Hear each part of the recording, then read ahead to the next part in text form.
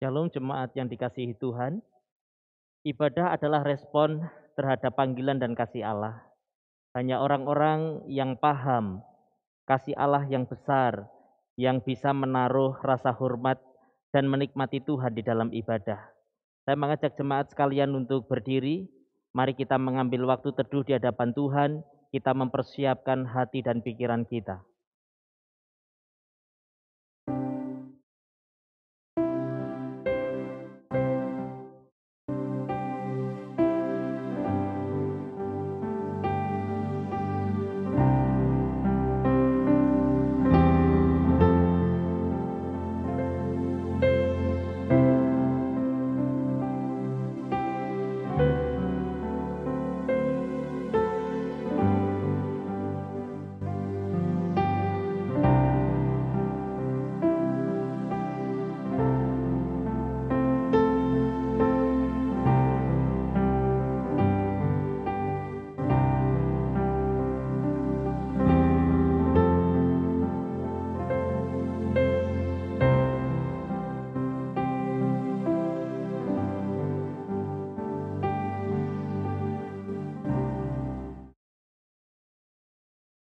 Tuhan ada di dalam bait-Nya yang kudus.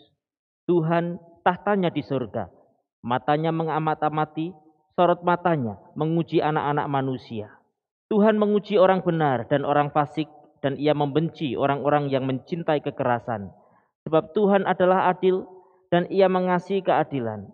Orang yang tulus akan memandang wajah-Nya. Pertolongan kita adalah di dalam nama Tuhan yang menjadikan langit dan bumi. Ibadah kita hari ini ditabiskan di dalam nama Allah Bapa, Allah Putra dan Allah Roh Kudus. Kasih karunia, rahmat dan damai sejahtera dari Allah Tritunggal menyertai saudara.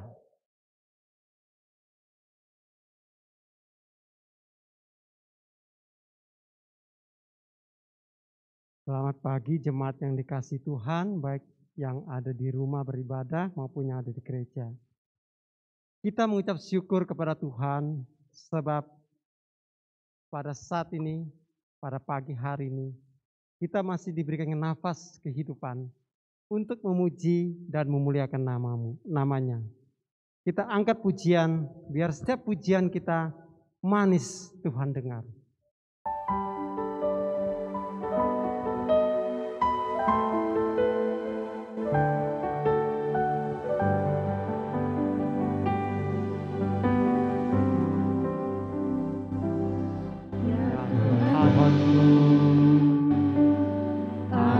Hendak bernyanyi bagimu selama ku hidup, ya Allahku. Aku hendak bermazmur bagimu selagi ku ada, Ya Tuhanku, ya Tuhanku. Aku hendak bernyanyi bagimu selama ku hidup, Ya Allahku, ya Allahku. Aku hendak bermazmur bagimu selama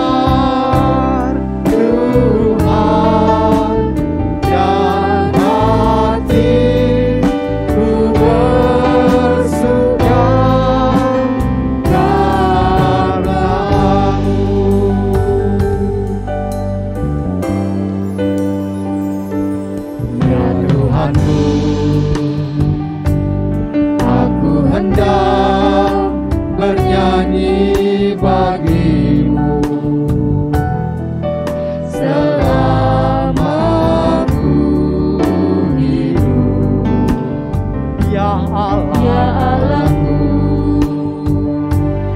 Aku hendak bermazmur bagimu selagi ku ada. Inilah yang ku renungkan setiap waktu. Nyanyian pujian dan pengagungan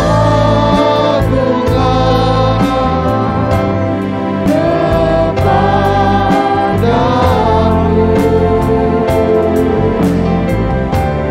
Biarlah manis kau dengar, Tuhan, manis kau dengar, Tuhan.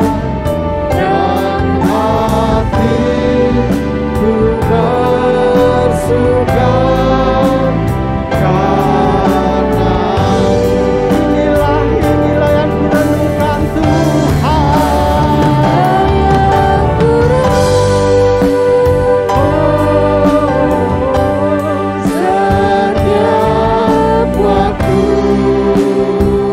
Setiap waktu nyanyian pujian dan pengagungan kepadamu.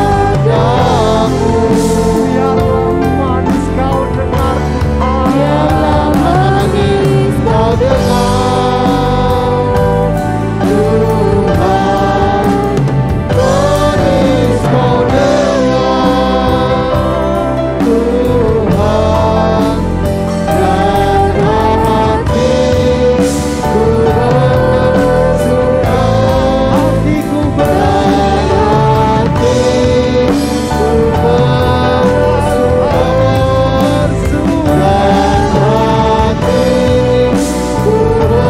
bersuka karena-Mu.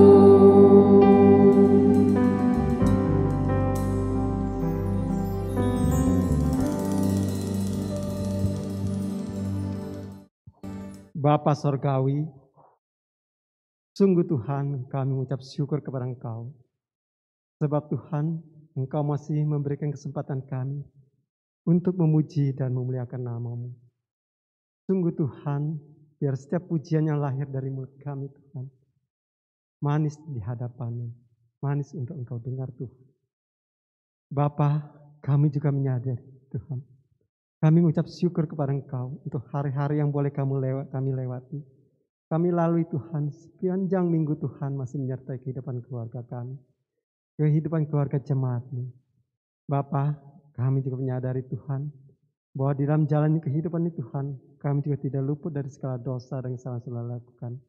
Baik melalui tutur kata kami, tingkah laku kami, pikiran, ucapan, yang menyakiti hati Tuhan dan menyakiti hati sesama. Sekali lagi Tuhan kami mohon, ampunilah Tuhan segala kesalahan kami. Sucikan dan kuduskan kami Tuhan. Agar saat itu kami boleh layak menyembah Tuhan, memuji dan meninggikan nama-Mu. Terpujilah nama-Mu Tuhan Yesus, terpujilah nama-Mu. Dalam nama Tuhan Yesus kami berdoa dan mengucap syukur. Amin. Jemaat tetap berdiri dan kita akan baca bacaan bertanggapan. Terang dan garam. Kamu adalah garam dunia. Jika garam itu menjadi tawar, dengan apakah ia diasinkan? Tidak ada lagi gunanya selain dibuang dan diinjak orang. Kamu adalah terang dunia. Kota yang terletak di atas gunung tidak mungkin tersembunyi. Lagi pula orang tidak menyalakan pelita lalu meletakkannya di bawah gantang, melainkan di atas kaki dian sehingga menerangi semua orang di dalam rumah itu. Demikianlah hendaknya terangmu bercahaya di depan orang, supaya mereka melihat perbuatanmu yang baik dan memuliakan Bapamu yang di sorga. Sebab tidak ada seorang pun di antara kita yang hidup untuk dirinya sendiri, dan tidak ada seorang pun yang mati untuk dirinya sendiri. Sebab jika kita hidup, kita hidup untuk Tuhan. Dan jika kita mati, kita mati untuk Tuhan. Jadi kita baik hidup atau mati, kita adalah milik Tuhan. Apa yang baik yang kamu miliki, janganlah kamu biarkan difitnah.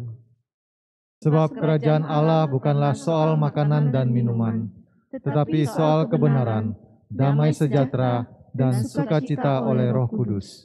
Karena barang siapa melayani Kristus dengan cara ini, ia berkenan pada Allah dan dihormati oleh manusia. Jangan seorang pun menganggap engkau rendah karena engkau muda. Jadilah teladan bagi orang-orang percaya dalam perkataanmu, dalam tingkah lakumu, dalam kasihmu, dalam kesetiaanmu, dan dalam kesucianmu. Mari kita baca bersama-sama. Supaya kamu tiada beraib dan tiada bernoda, sebagai anak-anak Allah yang tidak bercela, di tengah-tengah angkatan yang bengkok hatinya dan yang sesat ini, sehingga kamu bercahaya di antara mereka seperti bintang-bintang di dunia. Jemaat dipersilakan duduk. Jemaat yang dikasihi Tuhan, sebelum kita menaikkan doa syafaat, kita akan menaikkan sebuah pujian. Kita percaya bahwa di saat kita takut, kita tetap percaya kepada Tuhan. Kan kita bersandar kepada Dia akan memberi kelegaan pada kita. Di saat aku takut, Allah yang kupercaya.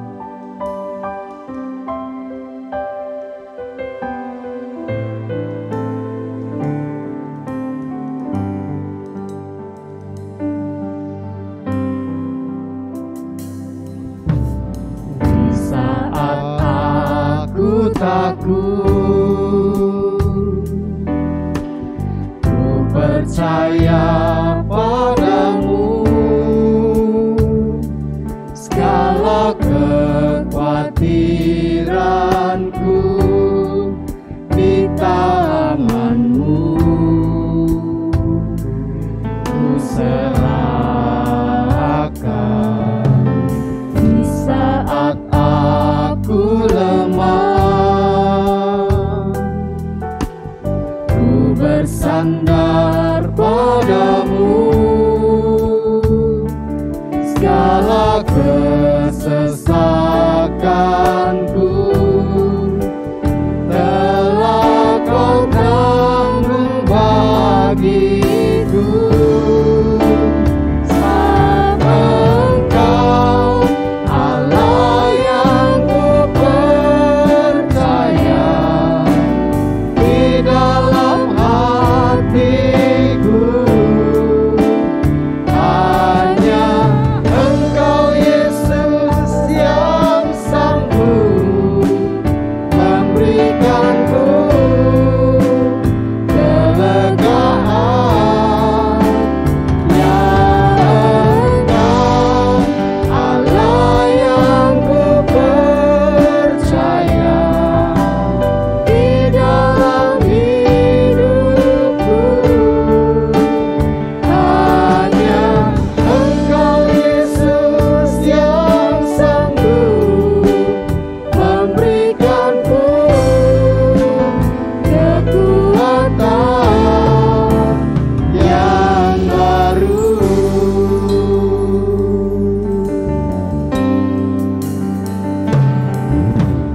Di saat aku takut, ku percaya padamu, segala kekhawatiranku di tanganmu, ku serahkan. Di saat aku lemah, Bersandar padamu, ku bersandar padamu, segala kesesakanku telah kau tanggung bagiku.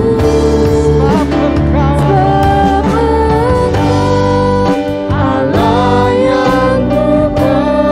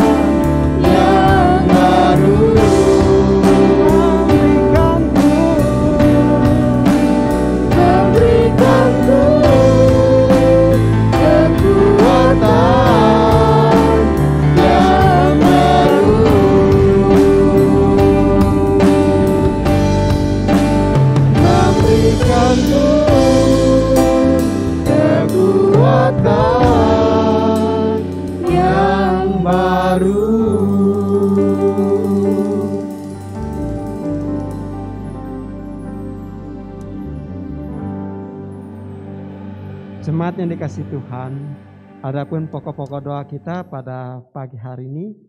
Yang pertama, kita berdoa untuk jemaat yang berulang tahun dalam minggu ini, agar diberikan kesehatan, kekuatan, panjang umur, dan diberkati dalam keluarga serta usaha dan juga pekerjaan. Yang kedua, kita berdoa untuk rumpun Batak, khususnya suku Alas, suku Kluit, Mandaling, Singkil, agar Tuhan mengutus anak-anaknya untuk memberitakan Injil kepada suku-suku ini, sehingga mereka dapat mendengar berita Injil. Kita akan berdoa untuk dua pokok doa ini. Mari kita buka suara kita. Bapa, kami mengucap syukur kepada Engkau, sebab pada pagi hari ini Tuhan, kami masih memperoleh kesempatan untuk menaikkan doa syafaat. Bapa Surgawi, kami berdoa menyerahkan ke dalam tangan-Mu Tuhan, untuk anak-anak Tuhan yang jemaat-Mu yang berulang tahun dalam sepekan ini. Tuhan juga tetap memberikan mereka kesehatan, kekuatan, dan juga Tuhan, Engkau juga memberkati dalam setiap usaha pekerjaan mereka. Tolong juga Tuhan, iman percaya mereka Tuhan tetap teguhkan untuk selalu bersandar kepada Tuhan dan tidak mengiring Tuhan hingga akhir hayat mereka.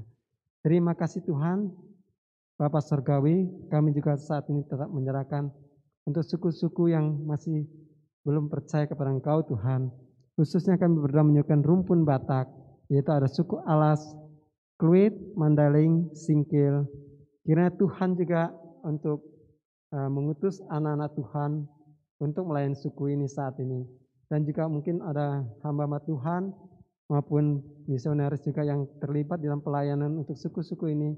Tuhan tetap menolong mereka sehingga melalui pelayanan anak-anak Tuhan ini Tuhan, mereka juga banyak mendengarkan kabar baik dan percaya kepada Tuhan Yesus. Terima kasih Tuhan Yesus, terima kasih. Selanjutnya kita juga berdoa untuk yang ketiga, berdoa untuk anggota Komisi Mandarin, Komisi Pria, Komisi Wanita, Komisi Pro-M, Komisi Remaja, Komisi Tunas Remaja, dan Komisi Sekolah Minggu, agar mereka terus bertumbuh, tetap semangat, dan tetap setia mengikuti Tuhan. Dan yang keempat, kita berdoa untuk proses penjaringan diaken 2022 sampai 2003 supaya semua berjalan dengan lancar. Dan untuk diaken yang terpilih memiliki kerinduan untuk melayani sepenuh hati.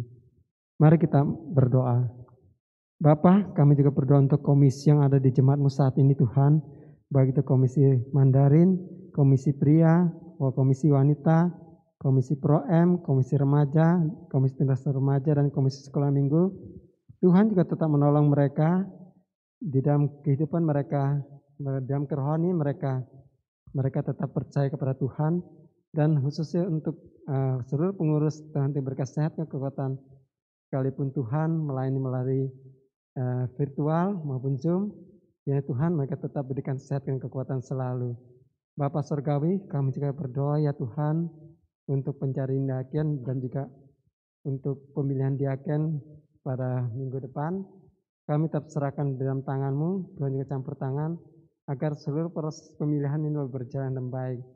Siapapun Tuhan yang terpilih Tuhan, dan juga pakai mereka untuk hormat dan kemuliaan bagi nama-Mu.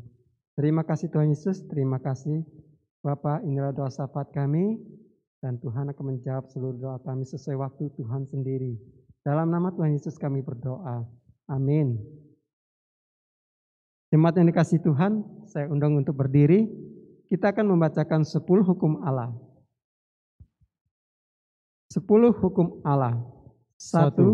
Jangan ada padamu Allah lain di hadapanku.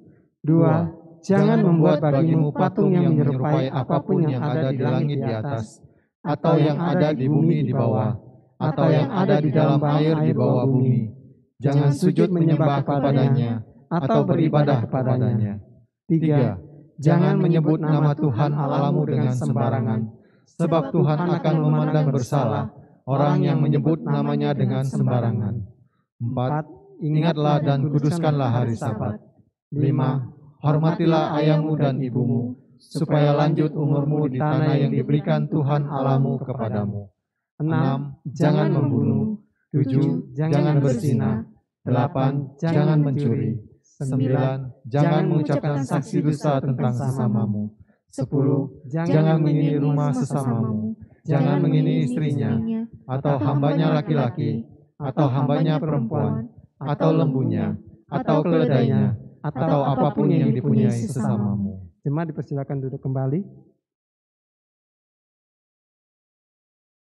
Jemaat yang dikasihi Tuhan, kita akan mendukung pekerjaan Tuhan melalui persembahan yang sudah kita siapkan. Jemaat dapat mentransfer lewat rekening yang sudah tertera di layar televisi Anda, dan juga boleh men-scan barcode yang sudah juga ada di depan layar televisi Anda. Kita mengangkat sebuah pujian, sungguh ku bangga Bapa.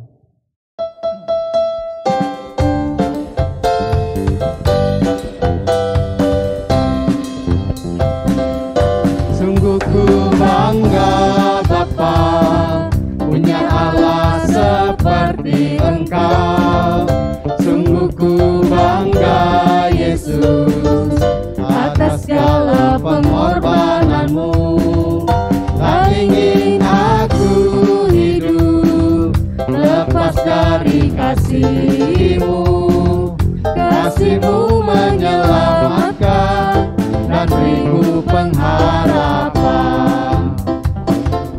Kini ku persembahkan apa yang aku miliki. Memang tiada berarti bila dibanding dengan kasih-Mu.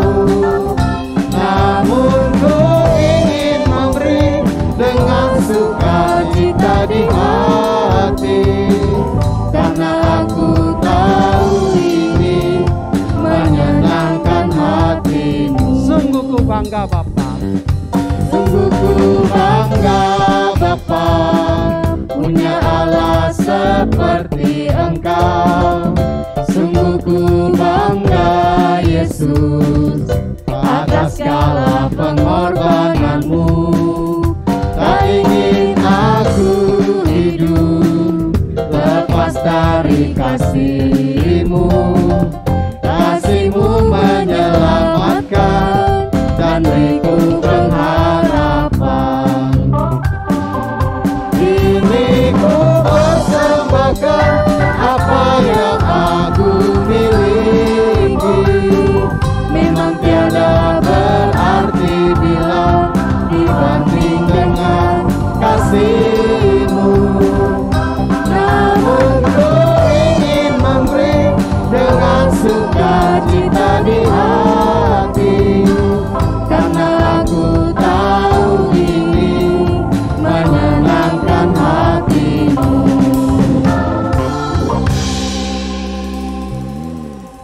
Doa persembahan kami minta kesetiaan Bapak Franky. Mari kita satu di dalam doa. Segala puji dan syukur kami selalu panjatkan kehadirat-Mu ya Tuhan. Dan ajarilah kami Tuhan untuk selalu mengucap syukur dalam segala hal Tuhan. Di dalam situasi apapun Tuhan. Terima kasih Tuhan buat kesempatan kami boleh memberikan persembahan kami Tuhan. Kiranya persembahan ini Tuhan Engkau kuduskan dan sucikan Tuhan, sehingga berkenan di hadapan-Mu Tuhan. Kami juga berdoa dan menyerahkan seluruh majelis yang mengelola keuangan ini Tuhan. Tuhan berikan hikmat dan bijak Tuhan di dalam mengatur segala pengeluaran maupun pemasukan daripada keuangan ini Tuhan. Terima kasih Tuhan, kami berdoa Tuhan, dan kiranya Tuhan campur tangan di dalam segala program-program yang sudah disusun melalui majelis-Mu di tempat ini. Terima kasih Tuhan, inilah doa dan seruan kami, di dalam nama Yesus kami berdoa. Amin. Amin. Jemaat yang dikasihi Tuhan, mari kita mempersiapkan hati kita untuk diisi oleh kebenaran firman Tuhan. Seperti kata pemazmur, ya Allah, Engkaulah Allahku, aku mencari Engkau, jiwaku haus kepadamu, tubuhku rindu kepadamu.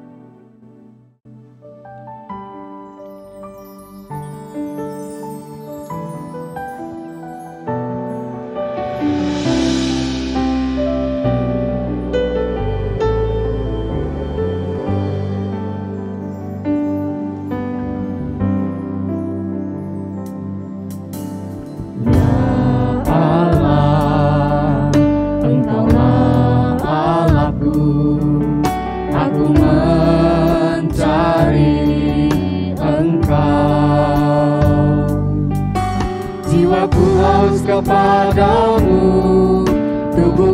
rindu kepadamu, seperti tanah yang kering dan tandus tiada berair.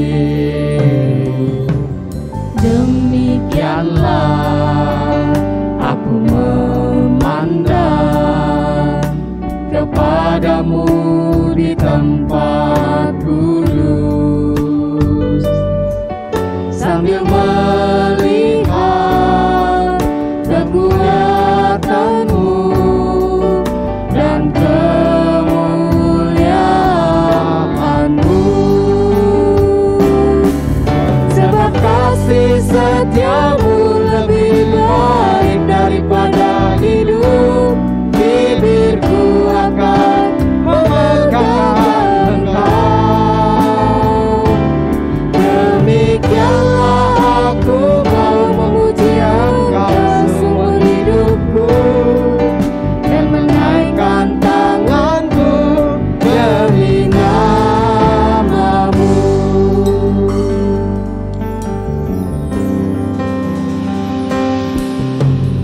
Ya Allah, Engkaulah Allahku, aku mencari Engkau. Jiwaku haus kepadamu, tubuhku rindu kepadamu, seperti tanah yang kering dan tandus tiada berair. Demikianlah aku memandang kepadamu di tempat kudus, sambil melihat kekuatanmu dan kemuliaanmu. Sebab kasih setiamu lebih baik daripada hidup, bibirku akan memegangkan Engkau. Demikianlah aku mau memuji Engkau seumur hidupku dan menaikkan tanganku demi namamu.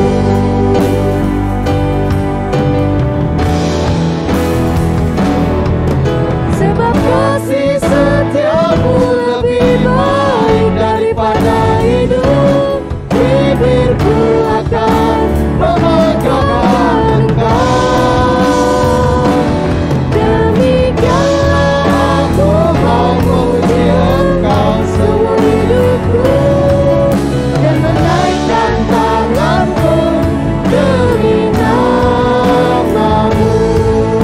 Menaikkan tanganku demi namamu.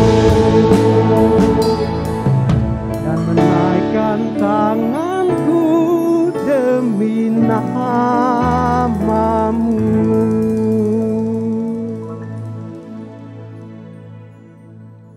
Selanjutnya kami persilakan kepada Pendeta Yusak yang akan menyampaikan firman Tuhan.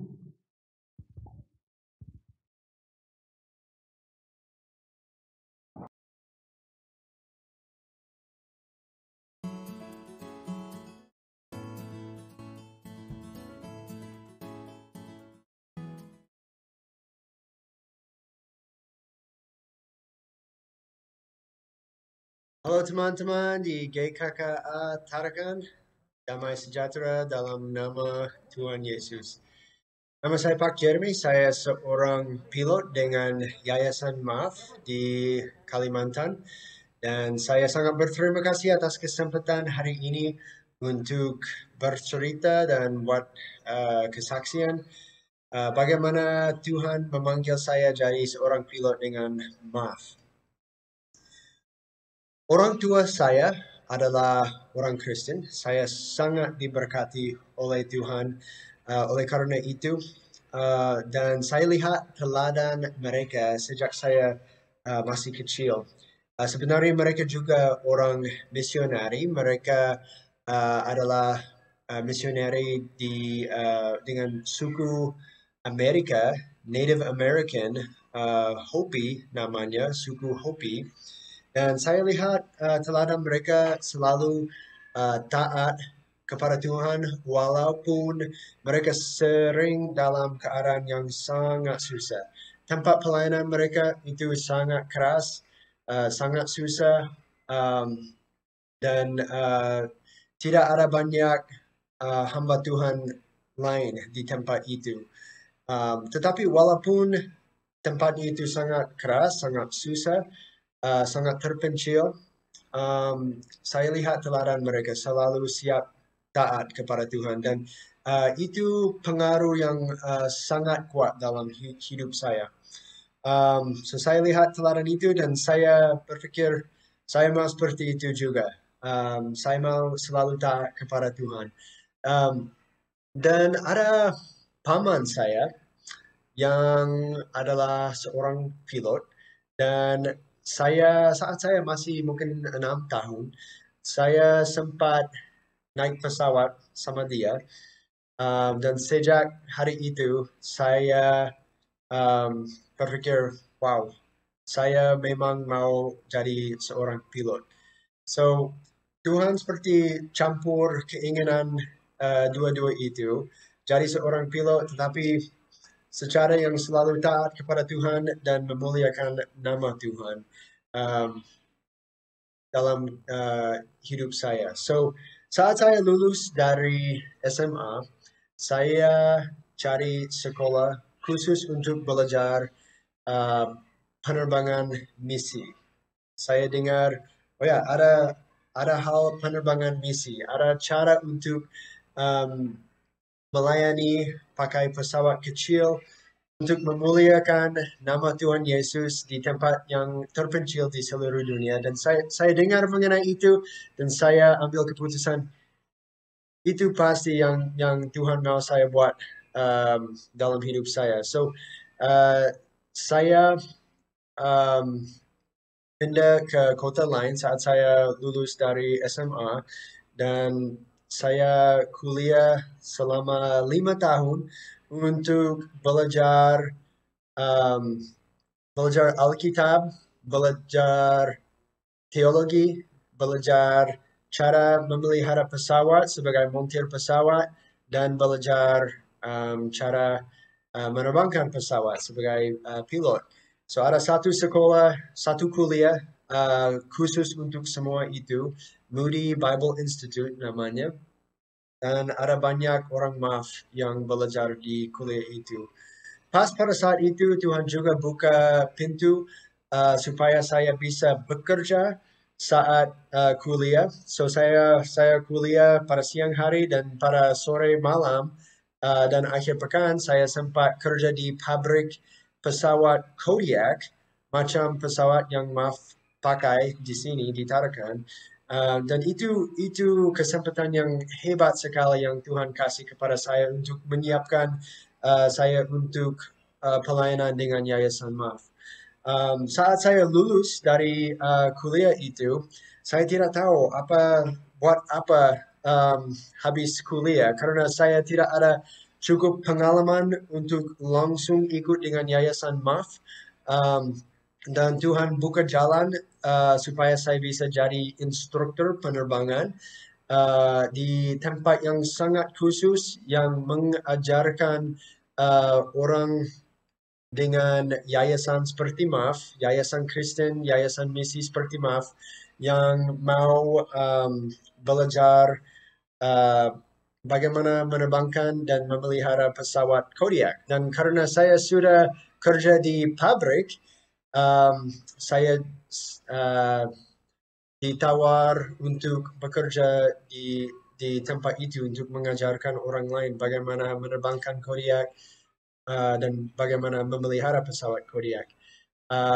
Saya bekerja di sana selama 5 tahun, dan habis itu, pada saat itu, saya ketemu sama istri, kami menikah, dan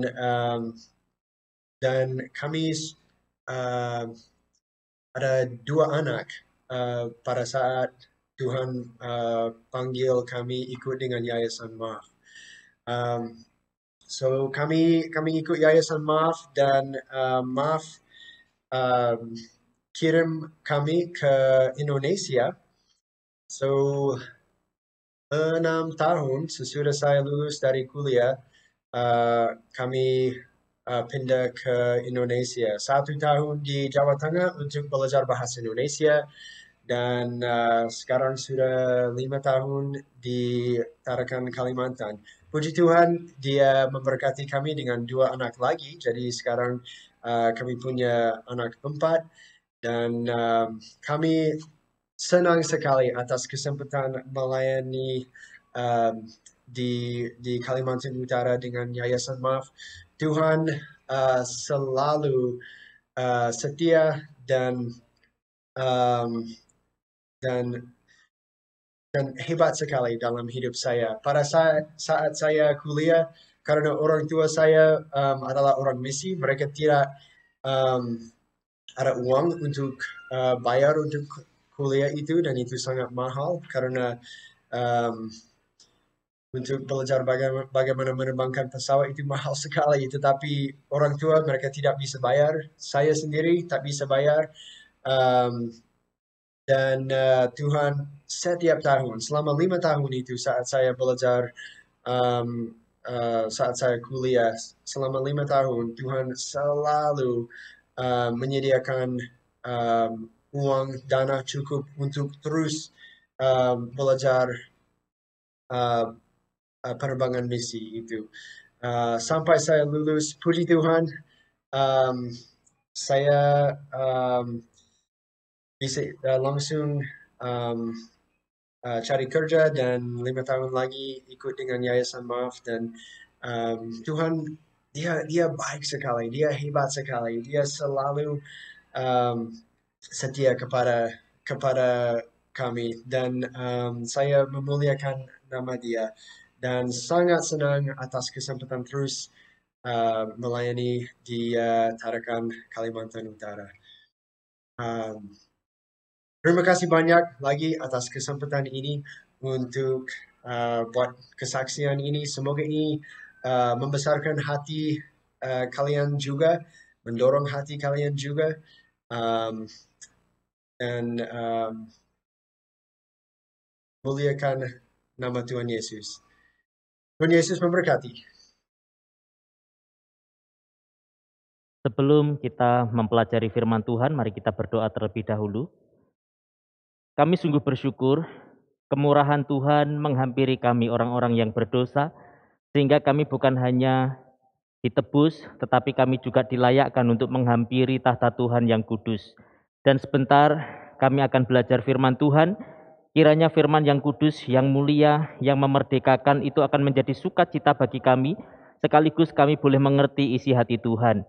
Berbicaralah kepada kami, dan kiranya Tuhan menolong dan memberkati supaya hidup kami berpadanan dengan Injil Kristus. Dalam Yesus kami berdoa. Amin. Saudara yang kasih Tuhan, tema kita hari ini adalah tentang berbagi hidup, dan mari langsung saja kita membaca teks kita yang terambil dari 1 Yohanes pasal 4 ayat 7 sampai dengan ayat yang ke-16. Namun kita akan membaca ayat 7 sampai dengan ayat yang ke-12. Saya akan membacakan untuk saudara. Saudara-saudaraku yang kekasih, marilah kita saling mengasihi, sebab kasih itu berasal dari Allah, dan setiap orang yang mengasihi lahir dari Allah dan mengenal Allah. Barang siapa tidak mengasihi, ia tidak mengenal Allah, sebab Allah adalah kasih. Dalam hal inilah kasih Allah dinyatakan di tengah-tengah kita, yaitu bahwa Allah telah mengutus anaknya yang tunggal ke dalam dunia, supaya kita hidup olehnya. Inilah kasih itu, bukan kita yang telah mengasihi Allah, tetapi Allah yang telah mengasihi kita dan yang telah mengutus anaknya sebagai pendamaian bagi dosa-dosa kita. Saudara-saudaraku yang kekasih, jikalau Allah sedemikian mengasihi kita, maka haruslah kita juga saling mengasihi. Tidak ada seorang pun yang pernah melihat Allah. Jika kita saling mengasihi, Allah tetap di dalam kita dan kasih-Nya sempurna di dalam kita. Saudaraku, ayat yang ke-7 dimulai dengan perintah. Saudara-saudaraku, marilah kita saling mengasihi, sebab kasih itu berasal dari Allah dan setiap orang yang mengasihi lahir dan mengenal Allah. Nah, dengan kata lain, ciri orang Kristen yang sejati, ciri orang yang mengenal Allah adalah hidup di dalam kasih.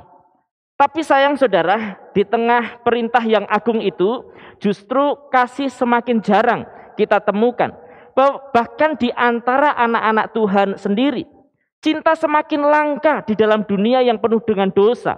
Apa yang disebut cinta ternyata bukanlah cinta. Apa yang disebut pemberian ternyata tidak keluar dari hati yang penuh cinta. Saudara, ada banyak tanda asterik di sekitar kita. Kalau kita mau mendapatkan sesuatu, maka selalu kita mendapati syarat dan ketentuan berlaku. Wanita Indonesia kalau shopping biasanya yang dilihat adalah tulisan sale. Rencana tidak beli pun akhirnya beli gara-gara ada tulisan sale. Jadi kalau ada tulisan SALE bagi ibu-ibu, di mata ibu-ibu itu artinya adalah selamat datang di toko kami. Nah, kemudian ibu-ibu ketika masuk ke dalam toko, memegang barangnya, biasa yang dipegang pertama kali apanya? Harganya. Yang dilihat, yang dipegang adalah harganya. Setelah lihat dan pegang harganya, masih datang kepada pelayan toko dan bertanya, ini kira-kira sudah harga diskon belum? Betul ya? Selalu yang ditanyakan adalah sudah diskon atau belum? Kenapa masih tanya? Karena ibu-ibu biasanya sudah paham. Jangan sampai tertipu. Diskonnya biasa besar, tapi di bagian bawah itu selalu ada tanda asterik dan ada tulisan yang sangat kecil. Syarat dan ketentuan berlaku. Saudara, itulah dunia kita. Selalu ada syarat dan ketentuan. Tapi kita bersyukur, kita memiliki Tuhan yang mengasihi kita tanpa tanda asterik. Dan kalau kita tahu konsep ini, maka seharusnya kita pun mampu berbagi hidup dengan siapa saja. Saudara, apa yang menjadi dasar atau alasan kita harus mengasihi orang lain? Apa yang menjadi alasan bagi kita untuk kita bisa berbagi hidup dengan orang lain? Mari kita lihat yang pertama. Alasannya adalah Allah lebih dulu mengasihi kita. Ayat yang ke-10 dan ayat yang ke-19 mari kita membaca. Inilah kasih itu, bukan kita yang telah mengasihi Allah, tetapi Allah yang telah mengasihi kita dan yang telah mengutus anaknya sebagai pendamaian bagi dosa-dosa kita. Ayat yang ke-19. Kita mengasihi karena Allah lebih dulu mengasihi kita. Nah, dua ayat ini berbicara hal yang sama. Allah mengambil inisiatif untuk mengasihi kita. Tetapi saudara, kita lihat tulisan ini ada bedanya. Perhatikan, di ayat yang ke-19 itu bentuknya adalah positif. Perhatikan, kita mengasihi Allah karena Allah lebih dulu mengasihi kita. Perhatikan kata kita mengasihi Allah, bentuknya positif. Tetapi ayat yang ke-10 itu bentuknya negatif. Bukan kita yang telah mengasihi Allah, tetapi Allah yang lebih dulu mengasihi kita. Bukan kita, tetapi Allah. Nah saudara, Yohanes di sini rupanya ingin membandingkan dua pihak, yaitu pihak Allah dengan pihak kita. Nah, Yohanes memperlihatkan ada perbedaan di bagian itu, dan itu adalah perbedaan yang signifikan. Perbedaannya adalah kasih Allah itu bersifat inisiatif. Sementara kasih kita, kasih manusia, itu sifatnya adalah reaktif. Karena Allah sudah mengasihi kita, maka kasih itulah yang mendorong kita untuk memberikan reaksi terhadap kasih yang telah diberikan oleh Allah itu. Saudara, tidak mungkin kita mengambil inisiatif untuk mengasihi Allah. Dalam dosa kita ini adalah musuh-musuhnya Allah. Dan sebagai musuh Allah, tidak mungkin kita manusia berdosa bisa datang untuk mencari Allah. Saudara, ingat pada waktu Adam dan Hawa jatuh ke dalam dosa? Apakah mereka tergopoh-gopoh datang kepada Tuhan Ketika mereka sadar bahwa mereka telanjang, apakah mereka datang untuk minta pengampunan? Tidak, saudara. Mereka justru berusaha menutupi ketelanjangannya, tetapi tidak bisa. Ketika Tuhan datang, mereka justru lari dan bersembunyi. Dan itulah juga yang menjadi natur kita, orang-orang berdosa. Ketika kita bersalah, justru kita lari dari hadapan Tuhan. Bahkan sebagian orang malah balik menyalahkan Tuhan. Ini membuktikan manusia tidak mungkin punya inisiatif untuk datang dan mencari Allah. Kalau kita bandingkan, saudara, konsep Alkitab dengan mitologi Yunani kuno, maka kita akan mendapatkan perbedaan yang cukup besar antara Allah yang dicatat di dalam Alkitab, di dalam pribadi Yesus Kristus, dengan para dewa-dewa Yunani.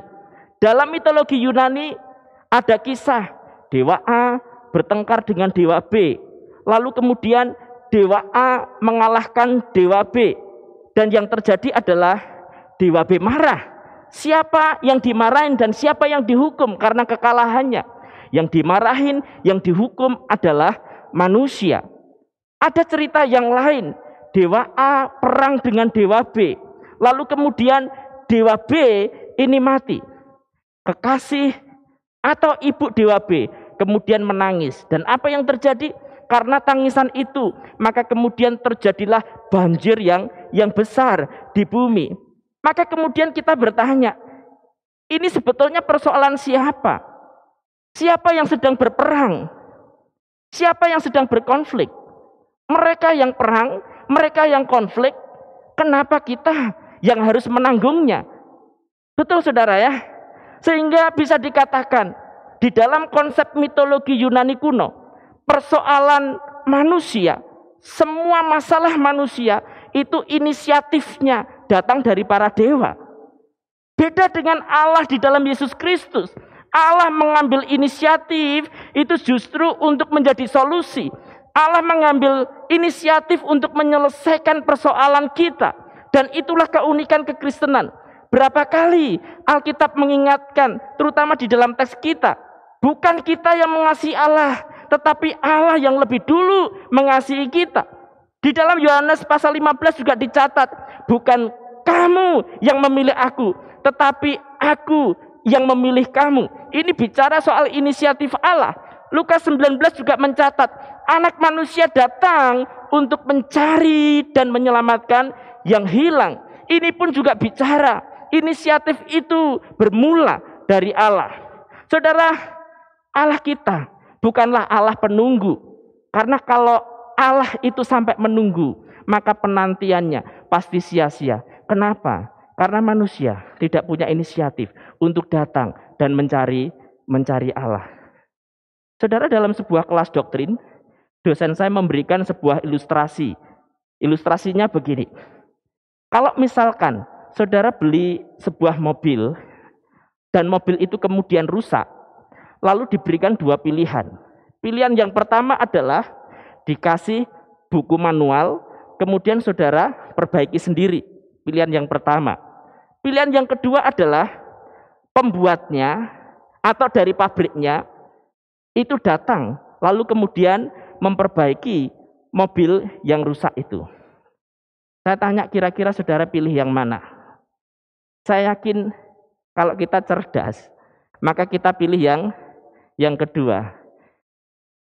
Kalau orangnya bisa datang, kenapa kita repot-repot harus memperbaiki sendiri? Kenapa kok orangnya saja yang tidak datang?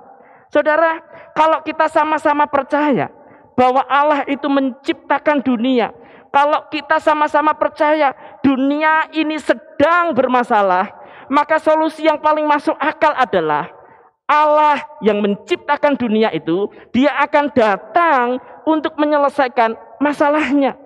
Inilah keunikan dari doktrin kekristenan. Allah menjadi manusia, Allah yang mengambil inisiatif untuk menolong kita. Saudara, itulah alasan yang pertama. Kenapa kita harus hidup di dalam kasih? Karena kasih itu bermula dari inisiatif Allah. Lalu kemudian yang kedua, apa alasannya kita harus berbagi hidup? Apa alasan kita harus mengasihi? Yang kedua adalah Allah mengasihi itu dengan harga yang sangat mahal. Mari kita perhatikan sekali lagi ayat yang ke-10. Inilah kasih itu, bukan kita yang telah mengasihi Allah, tetapi Allah yang telah mengasihi kita dan yang telah mengutus anaknya sebagai pendamaian bagi dosa-dosa kita. Mari kita bandingkan dengan ayat yang ke-9. Dalam hal inilah kasih Allah dinyatakan di tengah-tengah kita, yaitu bahwa Allah telah mengutus anaknya yang tunggal ke dalam dunia supaya kita hidup olehnya. Satu lagi ayat yang ke-14. Dan kami telah melihat dan bersaksi bahwa Bapa telah mengutus anaknya menjadi juru selamat dunia. Saudara, 3 kali di dalam pasal yang sama dikatakan Allah mengutus anaknya. Allah mengutus anaknya. Allah mengutus anaknya. Dan itu adalah harga yang dibayar oleh Allah. Begitu banyak orang muda mengambil inisiatif untuk mencinta. Tetapi pertanyaannya untuk orang-orang muda, berapa banyak dari kalian, berapa banyak dari orang-orang muda yang berani membayar harga untuk cinta? Cinta itu ada harganya. Kalau cinta tidak ada harganya, berarti cinta itu adalah cinta murahan. Betul? Kalau saudara belum menyatakan cinta cewek, tapi kemudian tiba-tiba ada cewek yang mengatakan bahwa dia mencintai saudara, maka kita semua pasti mikir, wih, cewek ini agresif banget begitu ya. Belum dinyatain cinta, sudah nyatain duluan, kan begitu. Nah, dan saudara pasti setuju bahwa sesuatu yang didapat dengan gampang kelihatannya tidak terlalu memuaskan bagi kita. Harus ada perjuangan untuk mendapatkannya. Itulah kualitas dari yang kita dapat. Itulah kualitas cinta. Ada perjuangan. Mengambil inisiatif itu berbeda dengan berani mengambil komitmen. Saudara, kita gampang mengambil inisiatif, tetapi kita juga jarang berani mengambil komitmen. Tetapi Allah kita bukan hanya Allah yang mengambil inisiatif, tetapi Allah kita juga adalah Allah yang berani membayar harga. Allah yang berkomitmen. Begitu dia mengambil inisiatif untuk mengasihi kita, maka dia jugalah yang mengambil komitmen untuk mewujudkannya, yaitu mengutus anaknya ke dalam dunia. Dia bukan cuma hanya bisa berbicara, tetapi dia melakukan apa yang dia katakan. Itulah Allah kita. Saudara, ketika merenungkan hal ini, ketika saya sadar bahwa saya dan saudara hidup di tengah zaman yang anti komitmen, ada sebuah pertanyaan yang cukup mengganggu.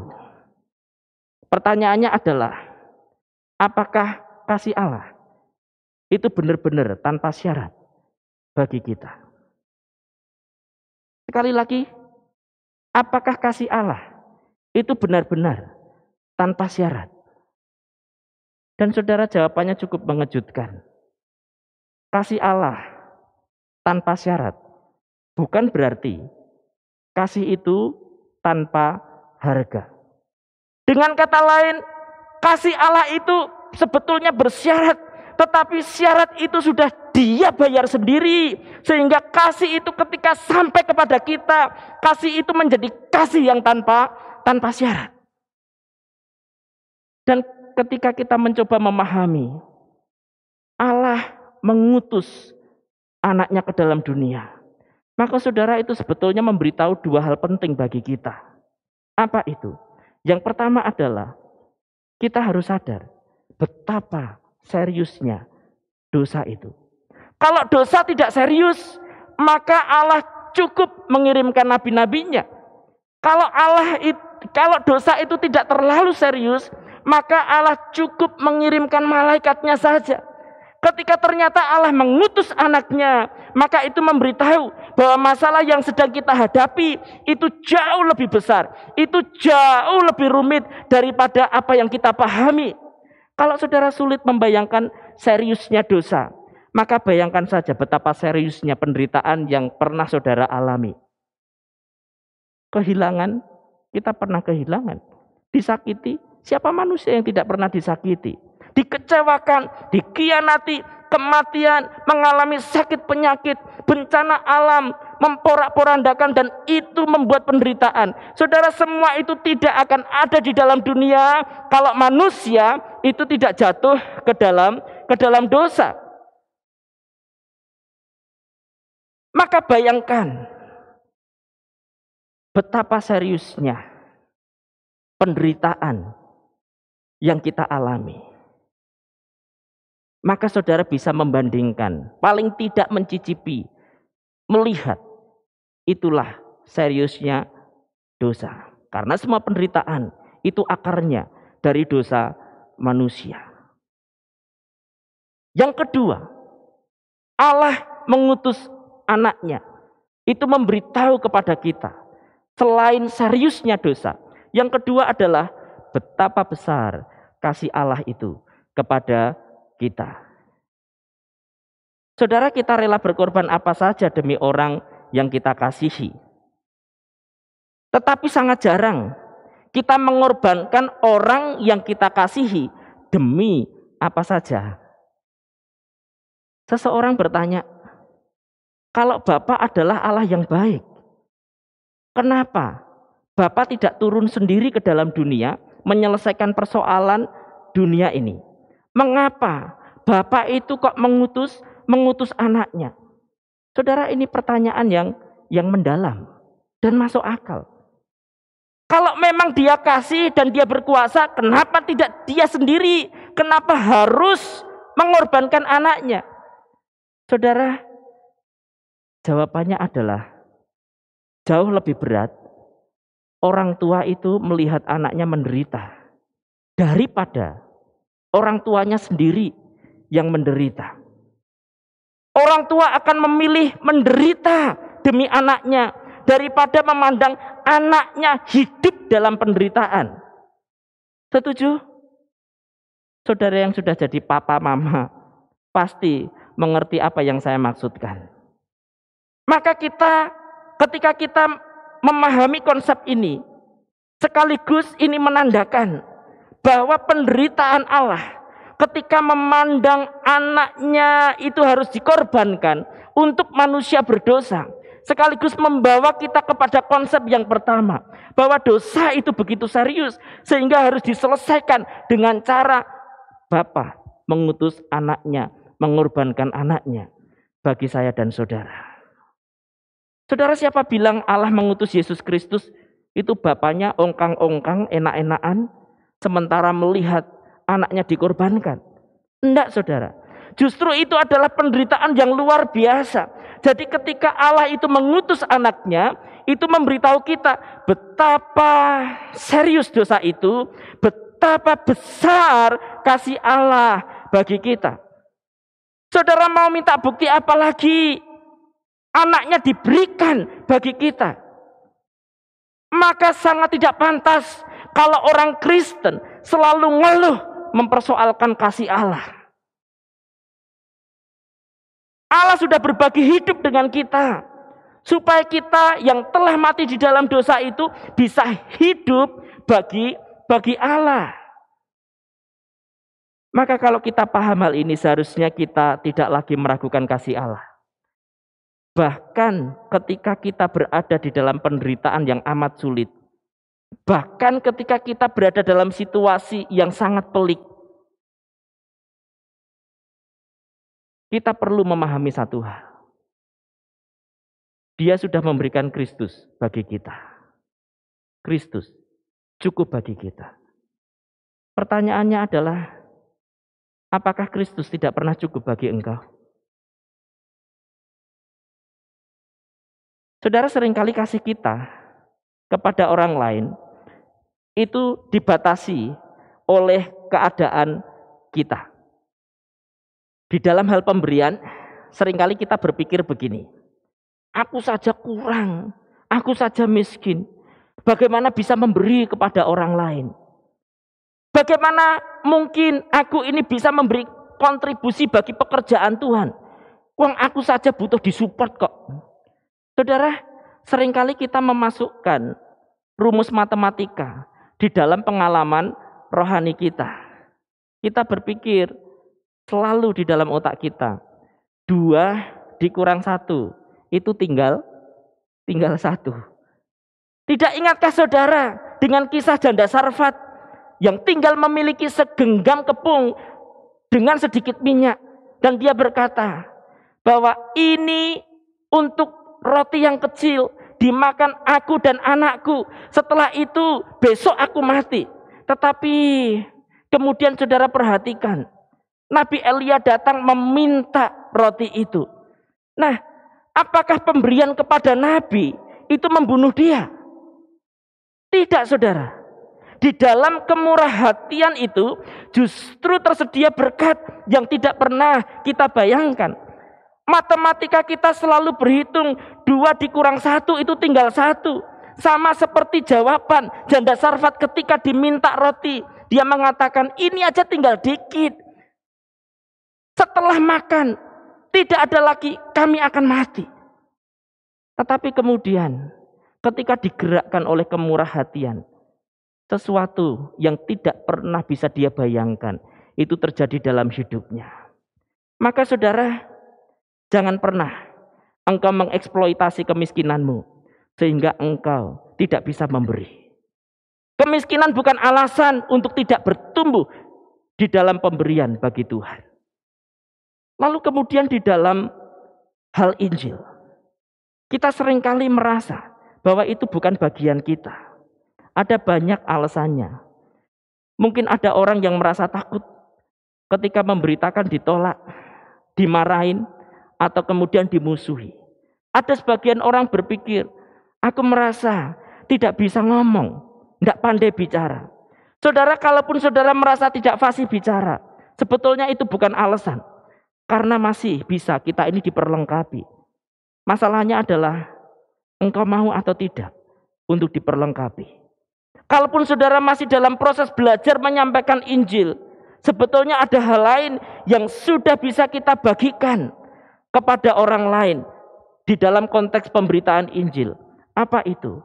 Dukung di dalam doa dengan setia. Dukung di dalam dana. Sudahkah kita berbagi di dalam hal seperti ini? Saudara, seringkali kita ini sulit untuk berbagi hidup.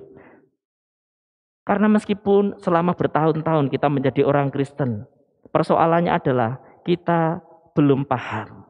Atau mungkin kita tidak pernah mengalami kasih Allah. Sehingga seringkali kasih kita itu adalah kasih yang bersyarat.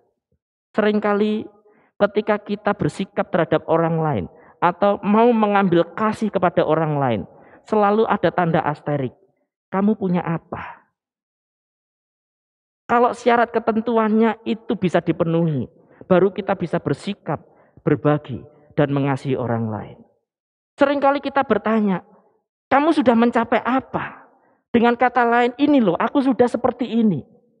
Maka kalau orang lain itu dirasa tidak selevel, maka sulit bagi kita untuk mengasihi orang itu. Seringkali pikiran kita berkata, peduli apa? Tidak ada kaitannya dengan saya. Dan itulah yang membuat hati kita, mulut kita, kaki kita berat melangkah dan berbagi berita yang menghidupkan, yaitu Injil Kristus. Saudara, ketika Allah mengasihi kita, sebetulnya kita itu bukan tujuan akhir dari kasih Allah. Tujuan akhir dari kasih Allah yang lebih dulu sampai kepada kita, itu adalah orang lain. Kalau sampai kita menikmati, mensyukuri berkat keselamatan dari Tuhan, tapi tidak berbagi, maka kasih Allah itu tidak sempurna. Kenapa? Karena tidak sampai pada tujuannya. Tujuan terakhir dari kasih Allah itu bukan kita, tetapi orang lain. Saudara, marilah kita belajar bersyukur, mengambil komitmen untuk menyerahkan hidup lebih sungguh di dalam Tuhan. Ingat, Kristus telah berbagi hidup dengan saudara. Mari kita belajar mati-matian hidup untuk Injil Kristus, karena Kristus telah lebih dulu mati bagi kita. Amin. Mari kita berdoa. Tuhan, terima kasih. Engkau telah mengasihi kami lebih dari apa yang pantas kami dapatkan. Engkau memberikan dirimu bagi kami. Engkau tidak pernah menunggu kami datang, tetapi Engkaulah yang lebih dulu mencari dan menemukan kami. Kami tidak bisa membayangkan seandainya Engkau hanya menunggu dan berharap kami datang kepadamu. Pasti tidak ada di antara kami yang mampu datang kepada Tuhan. Sebab kami dulunya adalah musuh-musuh Allah. Kami pasti selalu menjauhi Allah. Kalaupun kami berusaha mendekat, pasti kami hanya mendekat untuk menyakiti Engkau. Kami bersyukur Engkau berinisiatif untuk mencari dan menemukan kami ya Tuhan. Bersyukur sebab kasih-Mu yang menyelamatkan kami. Dan biarlah cinta yang besar ini bukan hanya kami nikmati dan kami syukuri, tetapi juga kami bagi dengan orang lain. Bukan hanya kami alami dan kami renungi, tetapi juga kami bagi secara nyata kepada orang lain. Sehingga mereka juga menikmati kasih Tuhan di dalam hidup mereka. Supaya Kristus benar-benar nampak dari hidup kami, Kristus dimuliakan. Ini doa kami ya Tuhan. Di dalam Yesus kami berdoa. Amin.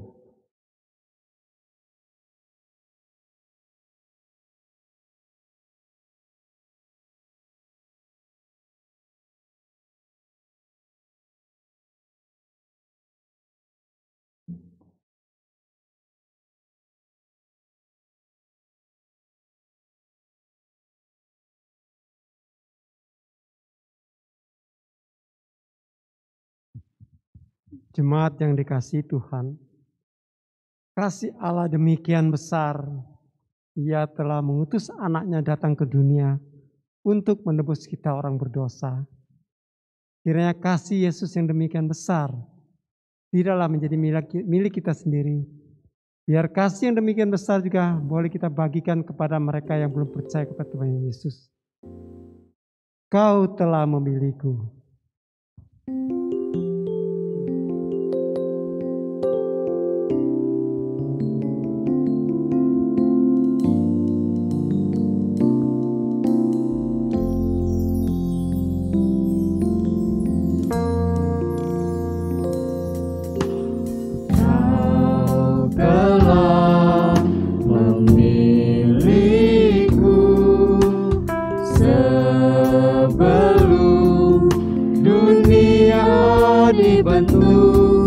Betapa aku bersyukur padamu, ya Tuhan Allahku. Kau telah memanggilku sebagai alat kerajaan-Mu. Betapa aku bersyukur padamu atas perbuatan-Mu. Jadikan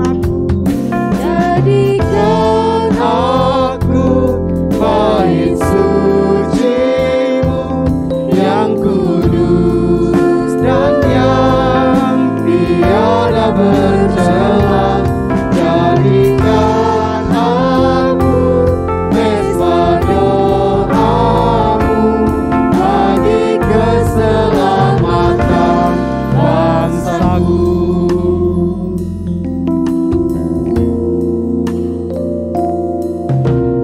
Kau telah memilihku sebelum dunia dibentuk. Betapa aku bersyukur padamu, ya Tuhan Allahku.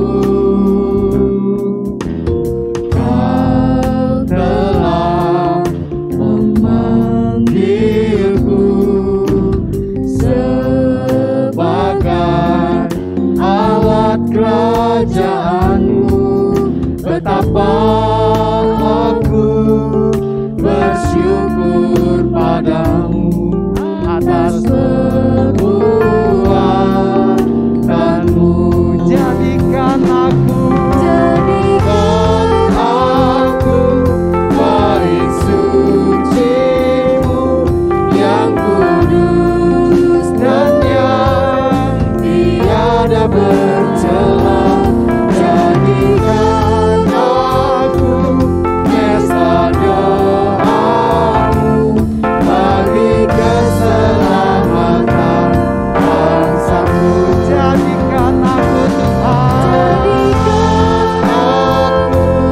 bait suci-Mu yang kudus dan yang tiada bercela.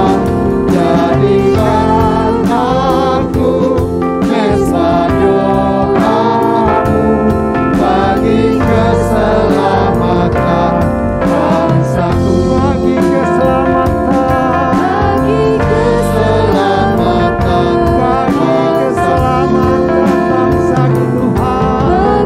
keselamatan bangsaku.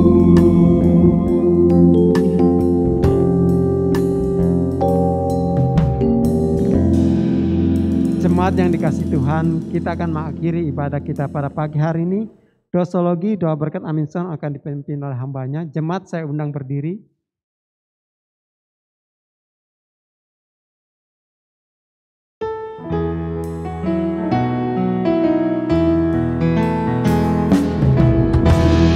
Allah Bapa Putra, puji Allah Roh Kudus, ketiganya yang esa, pohon sama sumber berkah. Jikalau seorang berkata, aku mengasihi Allah, dan ia membenci saudaranya, maka ia adalah pendusta. Karena barang siapa tidak mengasihi saudaranya yang dilihatnya, tidak mungkin mengasihi Allah yang tidak dilihatnya. Jemaat yang dikasihi Tuhan, engkau telah mendengar firman. Maka sekarang kasih yang telah engkau terima, wujudkan di dalam kehidupanmu, sehingga engkau memuliakan Kristus. Kasihilah Tuhan dengan mengasihi sesama. Kabarkanlah Injil Kristus, karena itu adalah kebutuhan yang utama. Terimalah berkat Tuhan. Kiranya kasih karunia dari Allah Bapa, Allah Putra dan Allah Roh Kudus memberkati, menyertai engkau hari ini sampai selama-lamanya. Amin.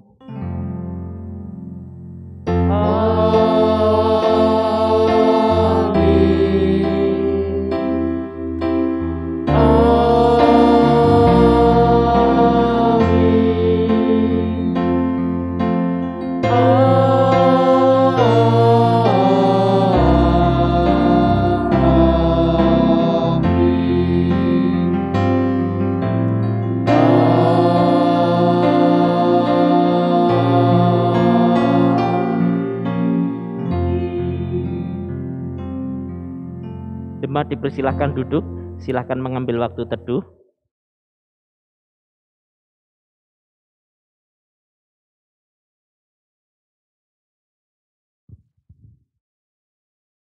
Jemaat yang dikasihi Tuhan, sekarang kita akan melihat warta jemaat yang akan disampaikan melalui visual.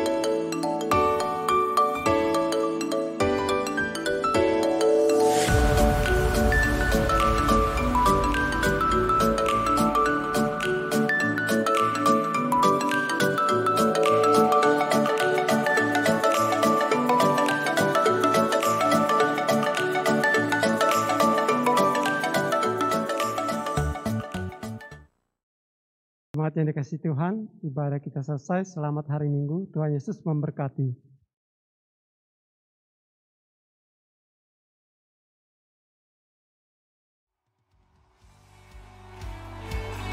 Satukan hati malam hari ini, membawa pujian bagi Tuhan, sebab Dia layak. Come on!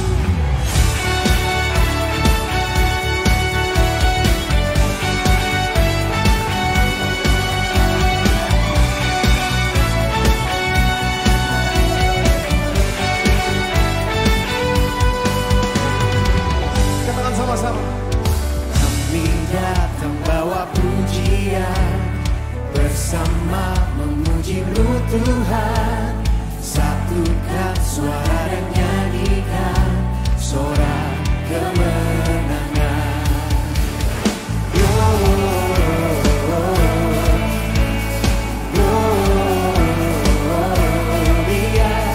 besar Tuhan, ditinggikan di atas segalanya. Gloria,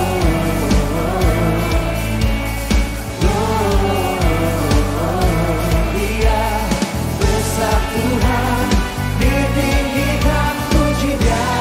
Gloria.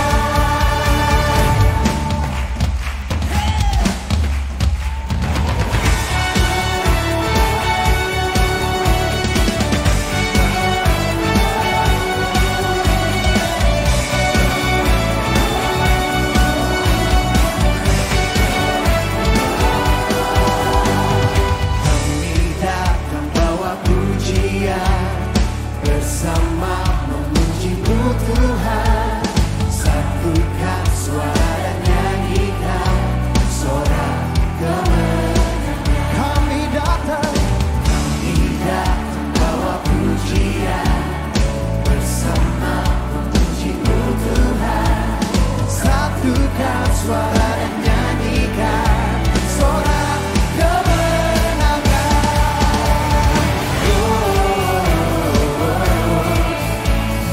Gloria, besar Tuhan, ditinggikan di atas segalanya.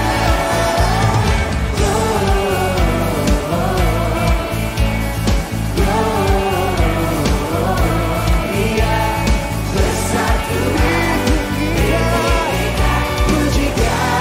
Gloria.